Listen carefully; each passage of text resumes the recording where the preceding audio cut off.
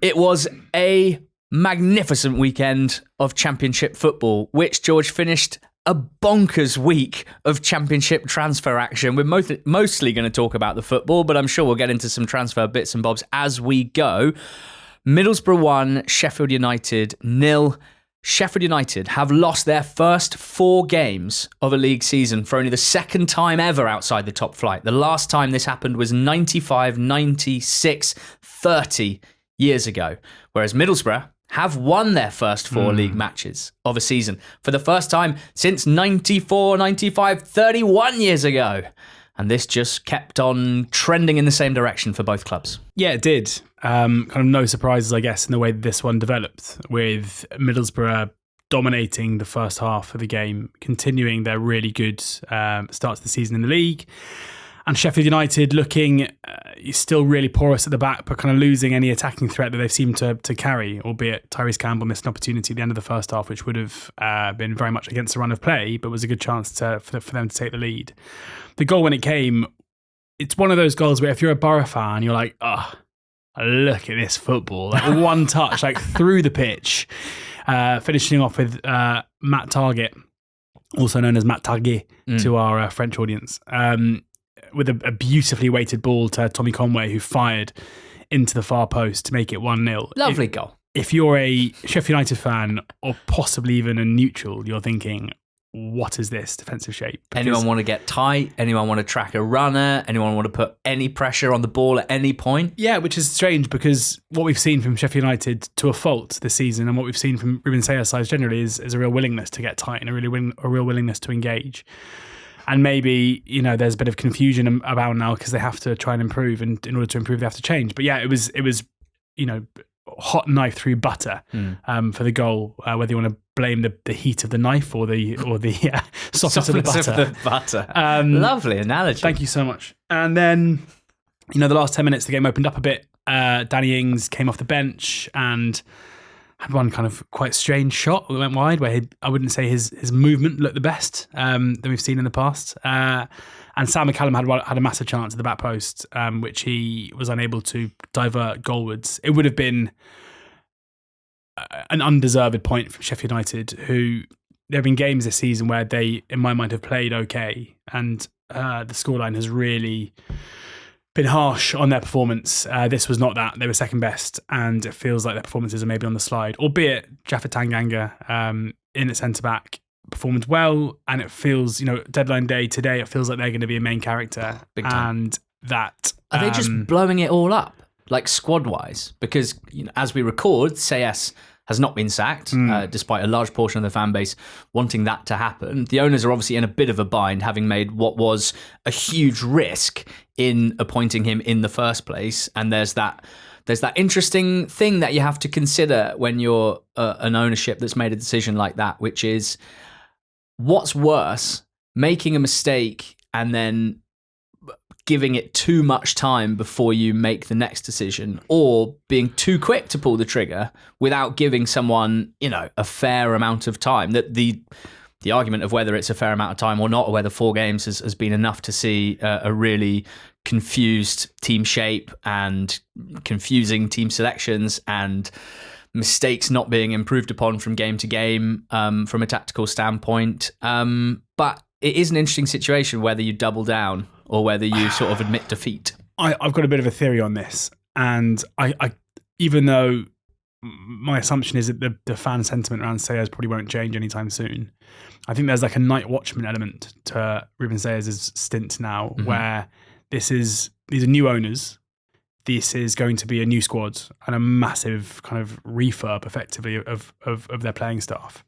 And you've got someone in post who obviously they believe in, who's had success as a coach previously, so it's not beyond the realms of possibility that he can turn this around.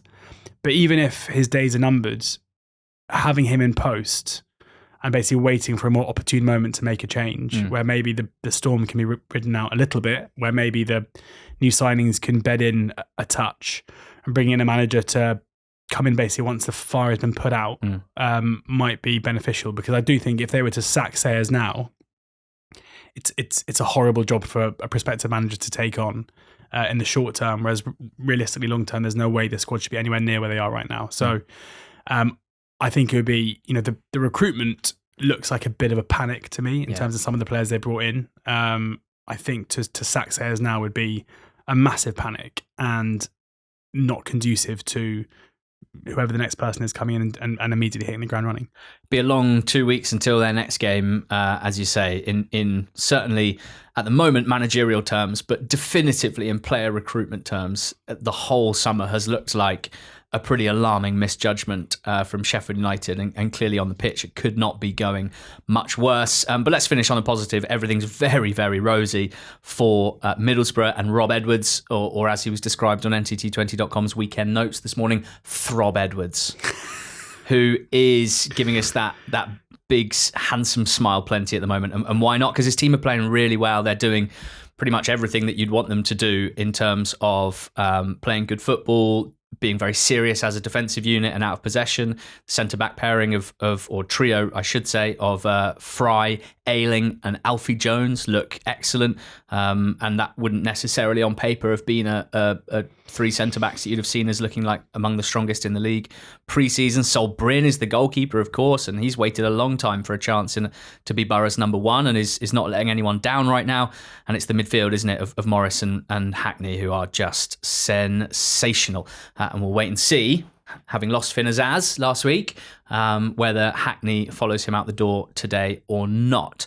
Stoke 0, West Brom 1. Stoke's defeat means that Boro, the only team with a 100% record after 4 games and heading into the first international break. Very uncharacteristic wobbles from Victor Johansson here, who has been consistently... What are you doing? Vijo, what are you doing?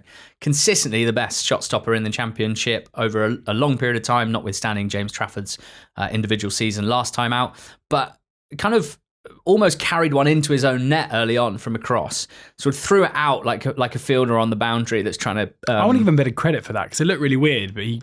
at least he didn't just fall over the goal. Yeah, it did look weird, and you wondered if the confidence was knocked a little bit because it was then very poor goalkeeping to come, try and claim a cross and drop it at the feet of Nat Phillips, who won the game for West Brom. I mean, Stoke had plenty of chances. This wasn't like West Brom completely shut the game down. Mabama with 2, Manhuff with 2, Bay went very close as well. But West Brom saw it out, and I think for the fans, after what was quite a weird week for them, selling Tom Fellows to Southampton, Darnell Furlong to Ipswich, Caleb Taylor as well went out to Millwall. They brought in Chris Mepham, which seems a really smart signing. Alfie Gilchrist as well from Chelsea. But a bit of a strange end to the window on that front, and I'm sure they'll be looking for some attacking additions today because they do look light in attacking areas. But what I respect about West Brom, and in particular the fans and the owner at the moment, is that the ownership since they arrived have been very explicit and honest about the fact that transfer funds need to be raised in order to smooth things over, because we know that financial fair play rules are done over a rolling period of time, and what they walked into was a moment of real distress, basically on the precipice, and could have been in trouble had they not managed things as they have done. But what I really appreciate is that they have communicated that very clearly and in a way that has allowed a lot of the fans to feel like they're being treated like grown-ups, understand the situation, appreciate a new ownership coming in and trying to undo some of the mess from before. And therefore, they've bought themselves a bit more patience, I think, than a lot of owners and those who run clubs do through what I perceive to be a lack of communication, where they pull the drawbridge up and you can only guess at what their plans are. And when you're only guessing as a fan, you often go down the route of being critical, not understanding what's going on. I think West Brom have done that really well.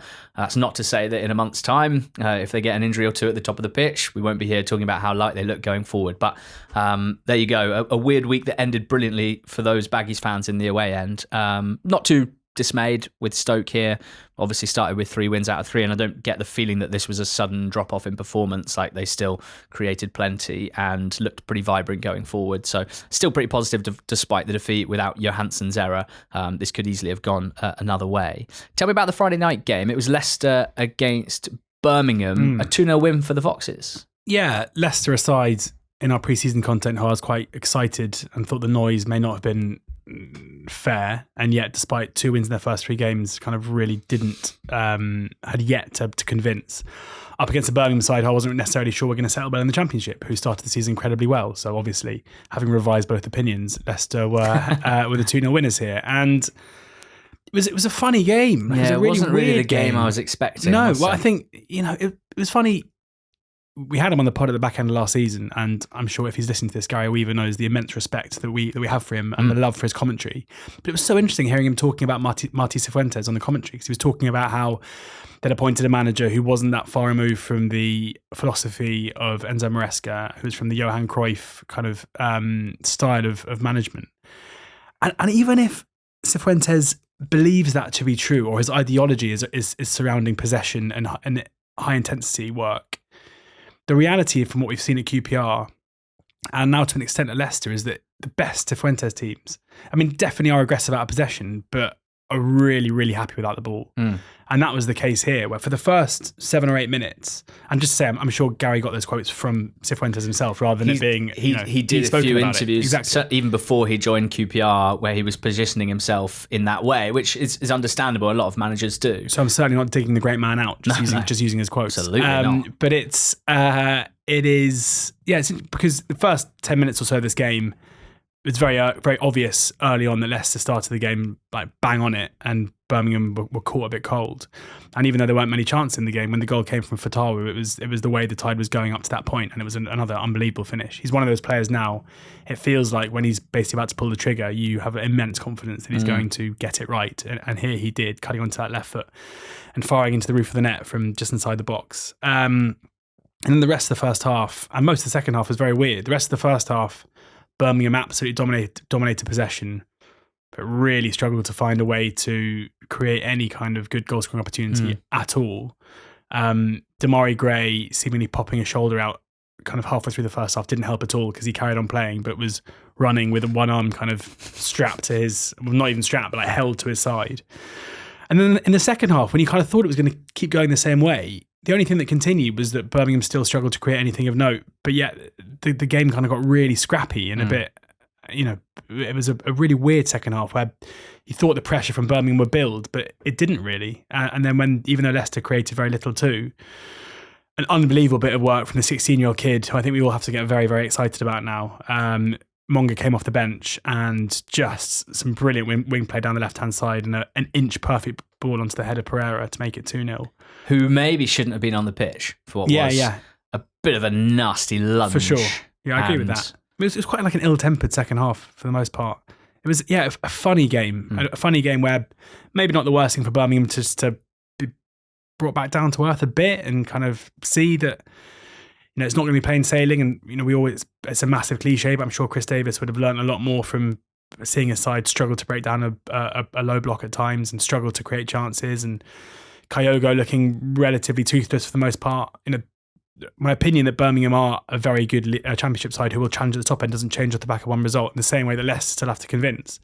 But, this was, I think, what we'll see more of from Leicester, where they're going to become a side, as was the case with QPR, where if you go behind against them, they're going to make it really hard for you to get back into the game, because Cifuentes is very, very good at creating a team who don't really concede big chances. Yeah, look, I don't want to flip-flop too much on Birmingham. What I will say is that with Stansfield injured here, you had Furuhashi playing at the top of the pitch on his own. I think I'm right in saying that Furuhashi has completed 4 passes in total this season. No way. In 4 games, which isn't even a criticism. That's the role that he plays. He's not there to pass. He's there for every touch to be a shot, ideally.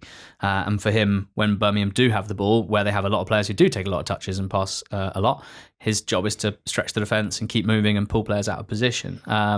But outside of him, Kumas started here, Williamson started here, and Gray. Now, Gray's been excellent so far this season.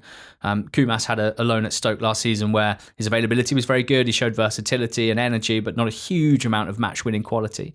And Williamson's someone who I'm yet to be particularly convinced by, even on League One level, and I gather he's often selected for his height, basically to help with defensive set pieces, which is a pragmatic ploy and not the worst thing in the world. But it stands out going forward when Williamson, for me, just very rarely has much of an impact. So then you're looking at, say, Samuel and Laird to create a lot for you. And off the bench, Keshi Anderson, Marvin Duksh, Lyndon Dykes, with Stansfield injured. Suddenly it doesn't look that scary individually. So this is the fun thing about doing a podcast during deadline day. Love it. Is that I can They've say... signed Messi. Yeah. Yeah. The EFL Messi. Patrick Roberts. Oh, Pat Roberts. Who feels like a kind of, as you were talking about that, I was like, this is absolutely perfect because he's like the perfect player you're talking about. Someone who can play off the right hand side, who's really creative, who works incredibly hard. Yeah. Good player. Good signing if that comes player. off. Good player. He's got that slightly strange thing where it's like he made a deal with the football devil when he was young to be an absolutely sensational dribbler and really good in terms of how he combines with teammates. Really smart player, but cannot hit a barn door. No, I can barely picture Patrick Roberts scoring a goal. I cannot picture him hitting a barn door. But last seen in the flesh by us, changing the playoff final in the Championship, which in itself is not a bad good player off the bench. Good player. Yeah. Okay, so 2-0 to Leicester, 2-0 to Norwich at Blackburn. Now, there was a big moment here. McLaughlin being sent off and a penalty given as he impeded Josh Sargent, who is just looking unbelievable right now. I think that infringement was outside the box, personally. I totally agree. Oh, that's so nice. To the extent that I think Thanks, George. he tries to be clever. I mean, I say clever, he's going to get a red card either way. Yeah. But I think he deliberately stops doing what he's doing. Yeah. Also, impede. I kind of, in my mind, impede has to be like in front of the player. Can you impede someone from behind? Yeah, I think you're just impeding him by pulling a shirt. I definitely agree. I think it's a red card and a free kick. Yeah. Because it's the whole thing of like, but if it carries on into the box, but I don't think it did. I think he falls into the box, but he stops the imposition. Yeah, I'd be a bit sick if I was a Rovers fan from that decision. It does make a fairly big difference. As George said, he would have been sent off either way, but free kick versus penalty kick, quite a big difference. 1-0 down to 10. Norwich had already been dominating, we should say, and Sargent looking just so dangerous, had gone close a couple of times. Weirdly, at 1-0, actually Rovers had a little spell and a couple of quite good chances. Kovacevic had to make an amazing save, double save, and what we're learning about Kovacevic is that we might have a sort of Brice Samba-esque character on our hands, which is what we always want with goalkeepers.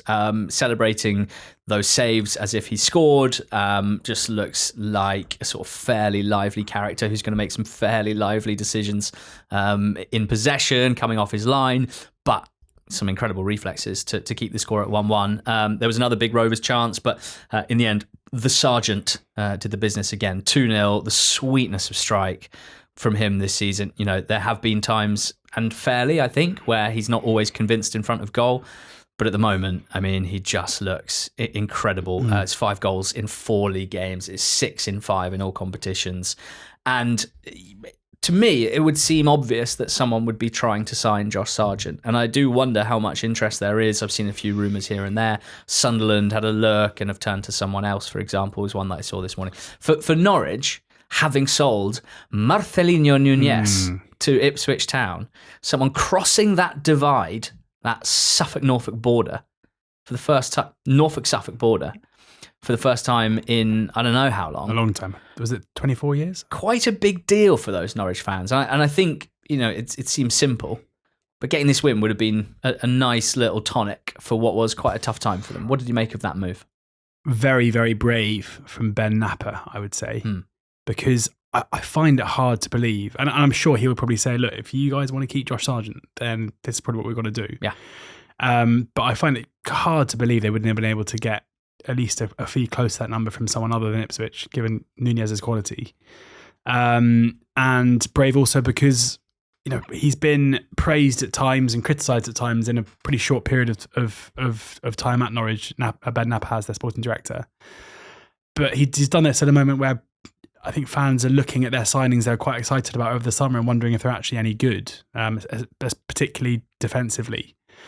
But, you know, it's his job to make these decisions. And you know, there is a business case we made, of course, for selling players at a level in order to reinvest. You know, there are Norwich fans who I think rightly or understandably would believe that the club should never do business with Ipswich, especially when they're in the same league.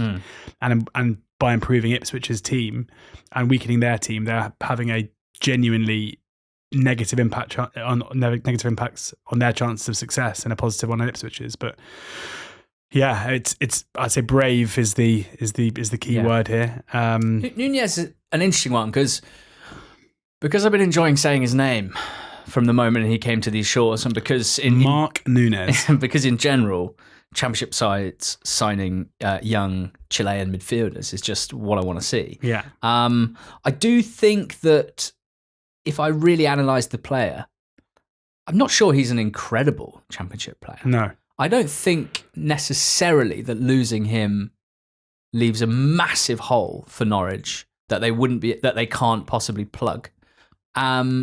Particularly in comparison with Sargent, right? He's a good player. Last season let's go back. First season, a season of adaptation, 2,000 minutes, did pretty well. Norwich were not a great team, came in 13th. Then they finished in the playoffs under David Wagner. Again, 2,200 minutes, 25 starts, was very much in the shadow of Gabi Sarra, who sparkled. And then after Sarra's departure, you were kind of hoping that Nunez, after 2 full seasons, was going to be able to recreate exactly what Sarra had done. And it didn't quite happen, and they were playing under a different manager and a different style. But again, 27 starts, 2,200 minutes, did get 10 goal contributions, 6 goals and 4 assists. Direct free kicks are something that he's quite a big fan of, an eye for the spectacular and a long shot. And those numbers were better, but I still don't think they got very close to recreating what Sarra was doing. So I think removing all emotion, it's a fair sale. Yeah. I don't think it's the worst thing in the world, but you can't really remove all emotion. That's kind of the whole point of football. I like him in a McKenna team, I would say. Yeah. I think his him and Matasiwa could be a bit of fun. Yeah, a lot of running. Yeah, I think that's the thing about Nunez is that you might expect that he's a next level technician, but he's actually he's a bit of a midfield dog. Like, he runs hard and he runs a lot, and his physical attributes are very impressive. And it's actually on the ball where he's a high volume guy, but he's not unbelievable, shall we say, technically. Anyway, Ipswich have also reportedly, they have signed Sindre Walla Egeli, whose pronunciation I'm going to need to work on because that's the first time I've said it out loud. Norwegian attacker, 19 years old from Nordsjælland. I say reportedly because I was going to say it's the highest fee ever paid for from a championship club, which I need to do some digging in and work out how we know that and what that is. But he's a young attacker. I think, with Ipswich, there's a lot of attacking spots because they play 2 wingers, number 10, and attacking striker as well. From what I can tell, Egeli could probably fill in up top in the 10 and off the right wing, where he's a left footer that comes in and gets shots off. So maybe a bit Omari Hutchinson, but maybe able to fill in as a second striker, maybe as the 9 as well.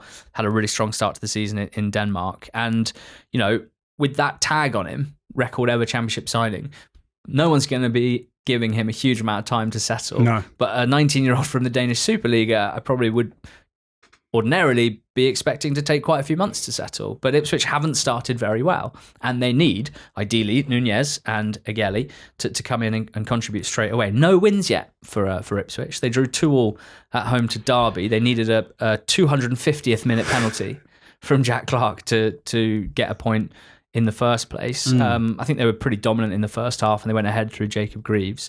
But then just a short period of being a bit of a mess defensively in the second half, and punished both times, basically. Brewster having a shot which was handballed by Leaf Davis. But on that, I'm pretty sure, and I'm probably wrong, but I'm pretty sure that looking at the referee's reaction, I don't think he's going to give it. But Davis reacts. It's basically the equivalent of, it's another cricket reference, of walking, where Davis reacts. He puts his head in his hands. Right. As if he's like, no, I can't believe I've handballed it. It's not like, ow, that hit me in the head, ref, I promise. He just looks really sad. And I think the ref looked at me, he's like, oh, hold on.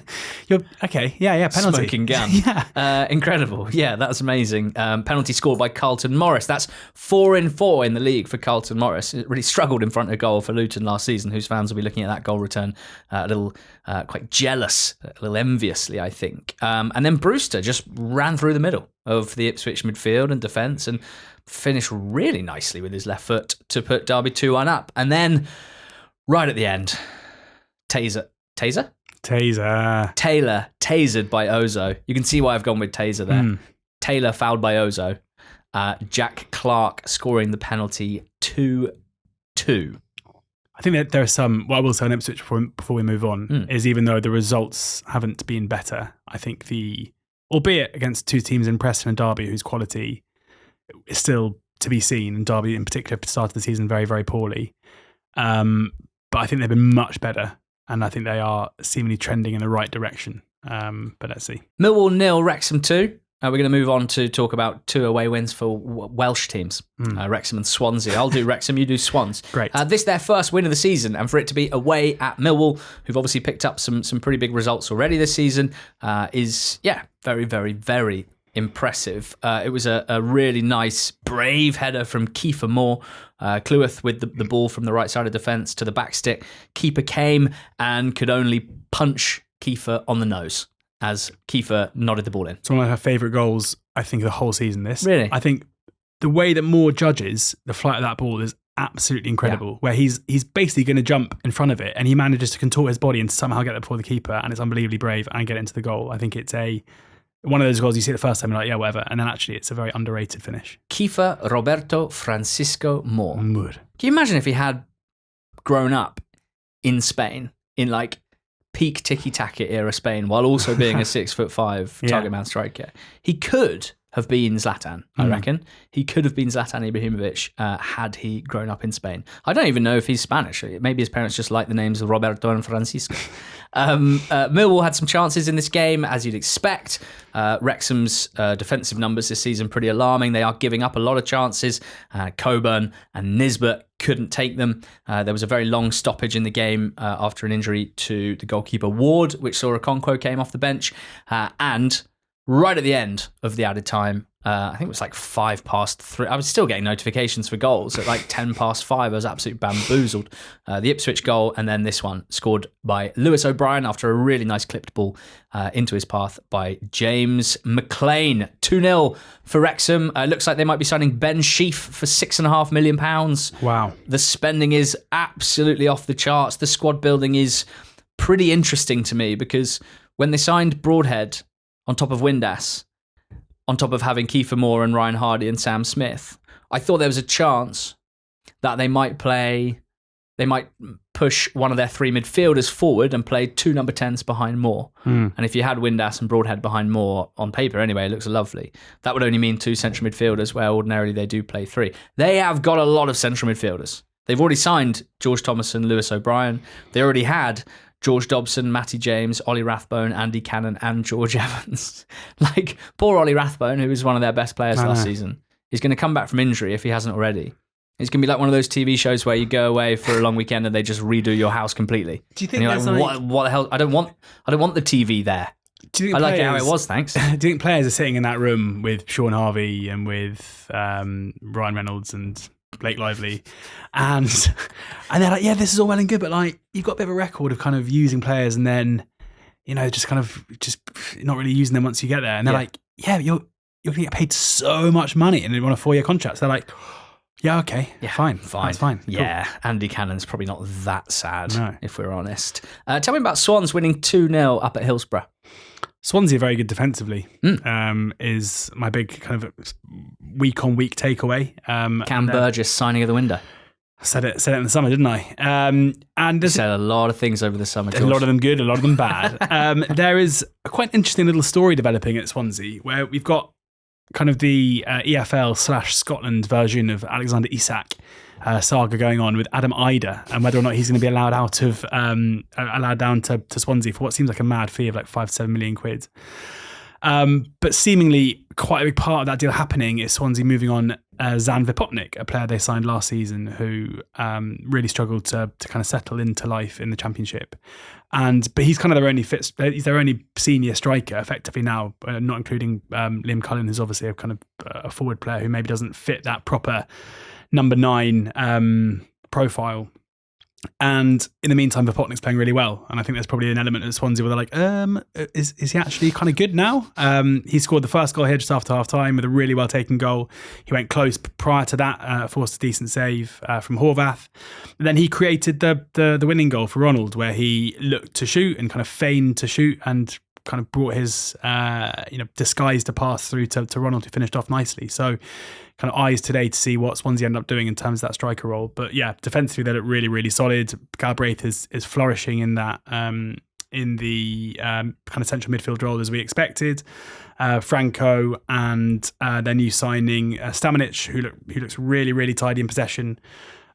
it just feels like a functioning side. Still, maybe some concerns over depth, as is often the case. But right now, with kind of not too many players injured, Swansea, they're one of the teams for me that are really impressive. Sheffield Wednesday, it's been spoken about a lot how well they're doing considering the circumstances. It doesn't seem like they're going to be able to make any signings or loan signings before the window closes, which is a massive issue for them. And again, as we say every Monday, sadly, no positive news at the moment regarding a potential takeover. There was an absolutely insane game at Ashton Gate. For the statistically minded among us, 49 shots total, you don't see very often. Just shy of the half century. 14 on target. Surprisingly split. 5 shots on target for Bristol City, 9 for Hull, despite the final score of Bristol City 4, Hull City 2. Per FOTMob, big chances, 6-5. Big chances missed, 2-3. Just an absolutely insane game. I'm not that interested in single game XG numbers or single shot XG numbers, but just to finish my point with a flourish, we're looking at a combined XG total for this game of 6.1, which you do not see very often. Bristol City winning it by 4-2. Some decent attacking play from them. Hull City giving them plenty of opportunities to score, which they took. Gelhardt had put Hull in front with some nice movement and a good finish, and he looks very, very sharp. McBurney looks pretty good. Akintola with a nice assist there. And Ndala's showed some nice bits. Casey Palmer has showed some nice bits. Going forward, there's not a huge amount to hate for Hull at the moment. But first Reese and then Mehmeti and then Reese again scored for Bristol City in the first half. 3 goals. Notably, 2 assists for Ross McCrory, who I kind of criticised him for his back post defending in that game against Derby the weekend before, where Joe Ward got in front of him and kind of headed towards goal, which led to Morris's goal. In this instance, it was McCrory showing aerial dominance at the back post in attack, setting up a goal with a header back across for Mehmeti while having already set up Emil Reese. Reese then got a gift from Hull, just the 4th goal as well. Hull had pretty much given up defending at this point, and it was a bit like passing around mannequins, to be honest. Really, a bit like that Boro goal you talked about against Sheffield United. If you're just focusing on Bristol City, it looks like a lovely passing move, finished off nicely by Max Bird, in off the bar, bouncing down over the line. Great visuals, great aesthetic. From a Hull point of view, it's just pretty embarrassing. Joseph scored at the end to make it 4-2. But it's the highest non-penalty XG of the season generated by one team. That's Bristol City's 3.4 here against Hull. What's interesting is that Hull account for 2 of the top 4 when it comes to individual matches and teams giving up a lot of chances. That's after the 3 XG, non-penalty XG that Blackburn created against them as well. Wrexham have 2 of the top 6 and Derby have the other 2 of the top 6. So we can say in pretty obvious terms that defensive improvements are going to be needed for Derby, for Wrexham and for Hull. But a good win at the gate and a nice afternoon for Emil Reese in particular, scoring his first goals in a Bristol City shirt. George, QPR 3, Charlton 1. Good response to losing 7-1, I'd say. Yeah, from 7-0 down. They get a consolation goal at the end and then they win the next game 3-1. This was all about a couple of new additions for me. Richard Kone being probably the headline maker here. Not only did he score the 3rd and final goal in the 97th minute to make it 3-1 and make the point safe and then celebrate like wildly in front of the fans afterwards, which I absolutely loved. But I also loved his work for the first goal where he won't get the assist, but Dembele put the ball through. A really nice run that kind of dragged the defender out of position before a nice kind of dummy that kind of meant that Smith was clear at the back post to fire home. Really clever movement, really clever vision for him to see that they had the man behind. And well taken. Rob Apter scored just after the break. Miles Lieben had a decent opportunity at the end of the first half for Charlton, but didn't take it. Apter did take his. But then after that, it was back to kind of being QPR in the ascendancy. And another new signing, a player who spent last season on loan from Lummel at QPR, who's just signed on a permanent deal off the back of a bit of a windfall from Ebere Eze, moving on from Palace to Arsenal.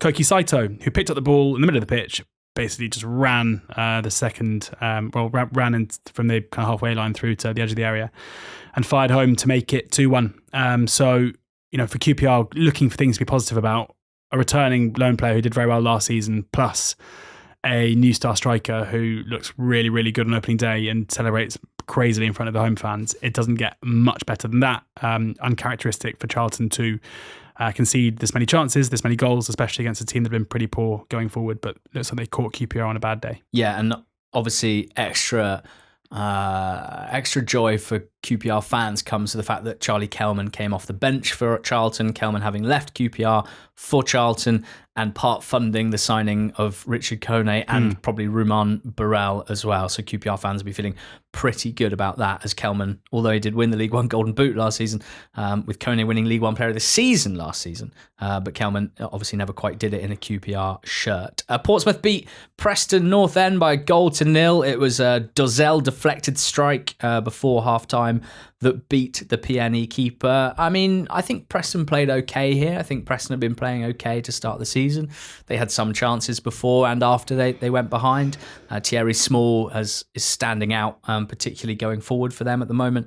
Really great to see him doing a lot on the left side as well, his natural side, having kind of broken through on the right wing for Charlton last season. And he's got an under-21 call-up for his troubles as well to the England squad, which is really exciting. And feels like he's been around for a couple of seasons now, and it's easy to forget that guys like him are still eligible for the under-21, still so young with so much development to come. So we needed Preston, or we didn't need Preston, we wanted Preston to add a couple of younger players to their squad, and I think in him and Ofaya they did that, and certainly early days with Small, things are looking very, very smart indeed there.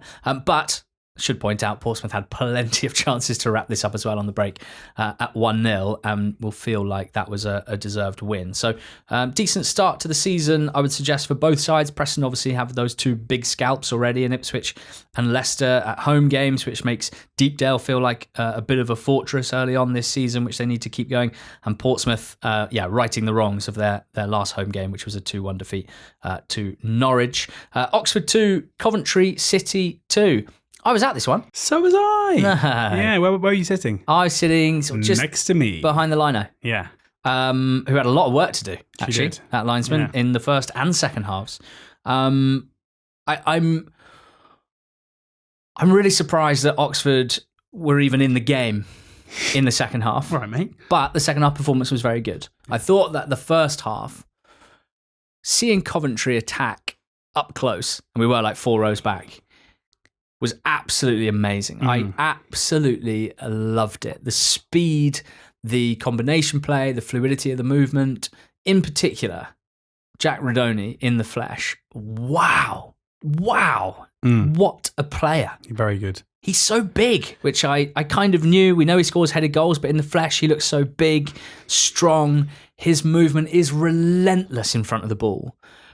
Just sprinting into space, and when the ball doesn't come to him, sprinting into more space, drifting out left, drifting out right, picking up central pockets as well when needed. Like an absolute nightmare to defend against, just from the point of view of movement, which is an amazing skill in itself. And then the feet in tight spaces for a tall guy, like incredible to watch. A game where he didn't make any telling contributions inside the opposition box, but I just left in awe of what I'd seen. And we saw 2 great free kicks. Coventry's second goal, which put them 2-1 up, was Victor Torp. Oxford's second goal, which made it 2-2, was from Cameron Brannigan. Your first goal had come from a Brannigan free kick as well. Yes. Set piece FC. Was parried out by Rushworth and stabbed home, let's say, by Will Lancashire, who looks like a very, very good striker. Yeah, it was a weird game, like a massive game in 2 halves. Coventry, as you say, could have been out of sight at half time, and we were probably fortunate to get on the board in the first half. But I think unquestionably Oxford were the more threatening of the two sides in the second half, even after the game was levelled through a Brannigan free kick that on first viewing, especially live, looked like you couldn't really work out how Rushworth hadn't got there. But there's a reverse angle where it's unbelievable the amount of bend that Brannigan gets on it. He kind of curls it around the wall at the near side, which I don't think Rushworth probably would have thought was possible as he was kind of taking aim. 2 big chances missed. Well, 1 big chance missed for either side late in the game. Siriki Dembele firing over, wildly over the bar for a more difficult chance because it was kind of set behind him. But Haji Wright with one that was kind of put on a plate for him on the penalty box, and he just fired it straight against the crossbar, which would have been very unfortunate for Oxford to lose the game off the back of that second half performance. The one player you saw, Jack Redoni, I saw Brian de Keersmacher in the flesh for the first time, who was really very good. Yeah. And having watched a lot of Oxford teams in my life, it feels like he is just a bit of a step up in quality of what we're used to seeing, basically. Nice. Both in terms of his industry, Yeah. his quality on the ball, his calmness in possession. He's just, I'm excited. Can he please stay fit? Please, can he stay fit? Really, I genuinely loved that game. I loved being at that game. The atmosphere was brilliant. I had a similar thing. Pulsating championship tie. I left in the afternoon. I wouldn't have felt like this had right strike gone in, but like quite a lot of times in the afternoon and evening, I was like, just went to a great game of football today. Just really nice. I mean, I enjoyed it a lot. Me too. Watford 2, Southampton 2 would have been a good game to be at as well. Atmosphere sounded pretty electric for this one too, because Watford, and particularly Watford's attacking players, give them a lot to be excited about. They were behind when Cameron Archer finished off a bouncing ball in the area after a set piece wasn't cleared. But Watford level, Quadwo bar down the right. Not sure what happened to Ryan Manning. Quadwo managed to sort of shrug him off while running onto the pass, and Manning went absolutely flying like a rag doll. No foul given. Manning wasn't complaining too much. He looked like he'd been hit by a train, and Barr hit the ball equally as hard into the far corner. And at that point, you're seeing a Watford team attacking with speed and verve and venom. It's all very, very exciting, and it gets better. No, it gets worse. I misjudged the timing of the free kicks there. Ryan Manning quietened the home crowd with his second direct free kick of the season. Surely no one in the Championship could have scored 2 free kicks already this season. What's the story? Nestor Irankunda. 2 games that we're talking about here, 2-2 draws in the Championship, both with the third and fourth goal both being free kicks. There's a glitch in the matrix. Yeah. Why are we scoring so many direct free kicks? Weekend Notes said that there's already been 8 scored in the Championship. There were only 20 total last season. Ridiculous. Small sample size will probably even out, smooth out over the course of the total last season seems crazy low. They're hard to score. Didn't Taylor Allen score like 17 on his own? Not in the Championship. Correct. Oh, I thought it was the EFL. That makes more sense. Thank you. Come on. Nestor Irankunda, who was only allowed to take the free kick in the last game because of Imran Loser's suspension, scores possibly an even better one this time to make it 2-2. And we've been doing this, as regularly mentioned, for coming up to 10 years now. We must have seen a lot of goals and therefore seen a lot of goal celebrations. I am fairly confident that I haven't seen anything as cool as Irankunda and Quadwo Bar's double backflip in celebrating that goal. They were both sprinting towards the corner flag. The crowd was going absolutely nuts. And Irankunda hits his trademark front flip. And Quadwo is just so overwhelmed by the occasion that he basically, as Irankunda is like halfway through hits the sort of running backflip, which is, I mean, I can't imagine being able to do that, and lands it. It's genuinely one of the coolest things I've ever seen. And yeah, Watford being anointed Vibes FC before the start of the season certainly isn't looking like a cold take, I think it's fair to say, especially with, hopefully, Georgie Chakvetadze coming back from injury soon, where we might see, imagine if we ever see Chakvetadze, Irankunda, Bar, behind Luka Kjærumgaard. That'd be the coolest thing I've ever seen. Good accent there, though. What an unbelievable weekend in the Championship.